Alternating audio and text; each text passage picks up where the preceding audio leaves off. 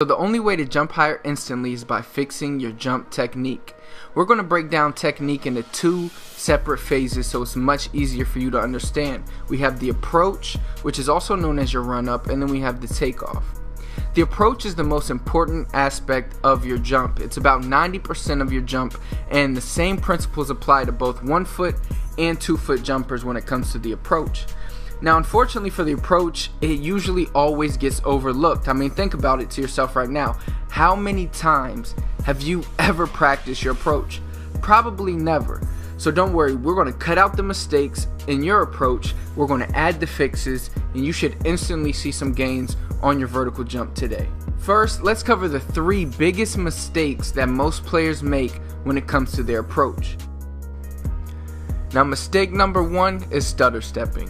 Stutter stepping is when you take way too many steps in the beginning, those short, choppy steps. You do not want to do this. What stutter stepping does is it causes deceleration and the inability to build repetition. So every time you jump from a stutter step, every time you approach with a stutter, it's going to be hard to get comfortable because every time you approach, it's going to be a different approach. You won't stutter the same every single time. So we want to remove the stutter step completely.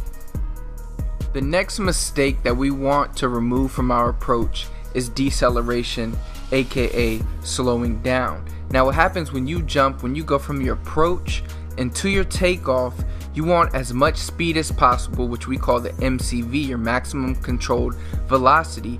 You want as much speed that you can handle. You want to take that horizontal speed vertical.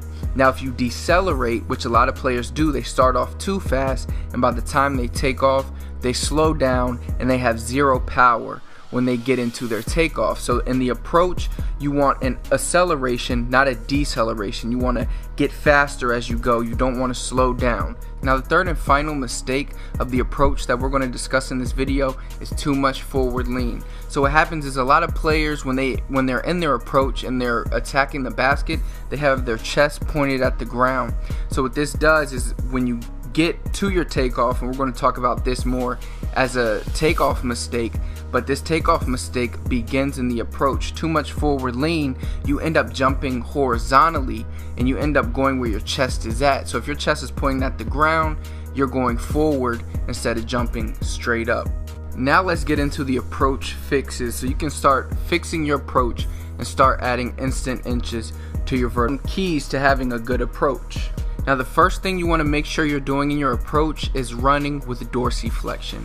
Now, I know that's a big word, but don't let that big word scare you. It might be foreign to you, but all dorsiflexion is when your toes are pointed towards your shins. What this is going to do is assure that you're running on the balls of your feet. So we have plantar flexion and we have dorsiflexion. Dorsiflexion is like punching with your fist.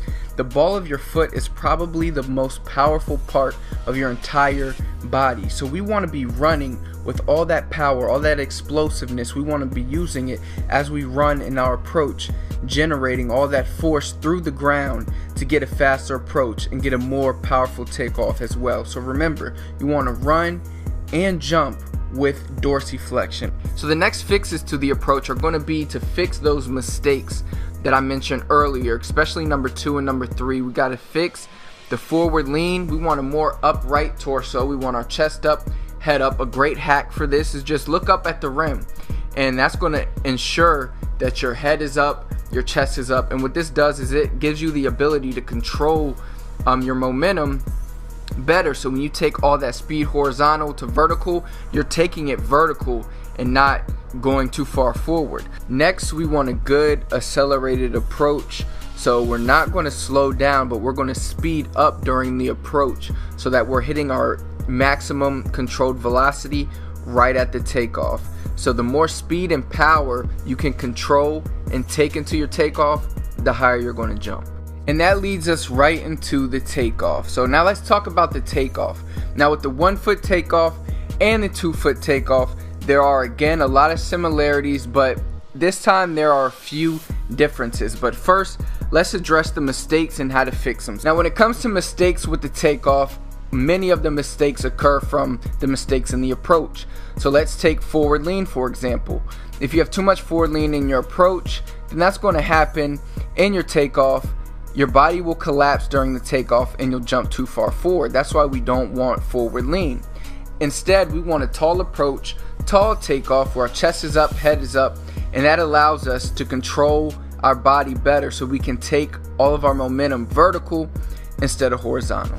Another mistake, which again comes from the approach, is deceleration in the takeoff. Remember, your takeoff, you want it to be the point at where you're fastest. So you want the beginning of your approach the slowest, and then at that moment of takeoff, you want that to be the fastest. And the way to ensure that this happens is by having what we call a quick penultimate step. Now this is where things get a little bit different between the 1 foot takeoff and the 2 foot takeoff. But first, let's talk about what the penultimate is. Now the penultimate step are those last 2 steps that you take in your takeoff. So you want those last 2 steps to be fast and explosive. Now with our 2 foot takeoff, we're going to use an elongated third to last step.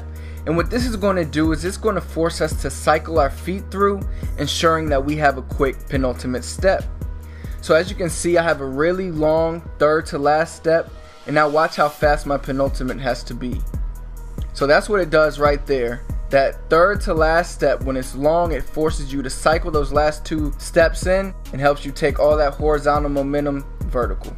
Now things don't change too much with the 1 foot. Again, we want a quick penultimate. There is no elongated third step, so that's the biggest difference. But again, we want to accelerate through our entire approach, snap in those last 2 quick steps, that penultimate step, keep that foot more underneath your body, not too far out in front of you, so that your leg has a slight bend, not a huge bend, and take off from there. Difficult. You want to stay tall.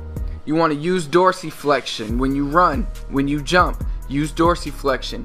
You want to accelerate all the way through from the beginning of your approach all the way into your takeoff. You want to get faster and faster, and you need a quick penultimate so you can transfer all that horizontal speed vertical. So there you have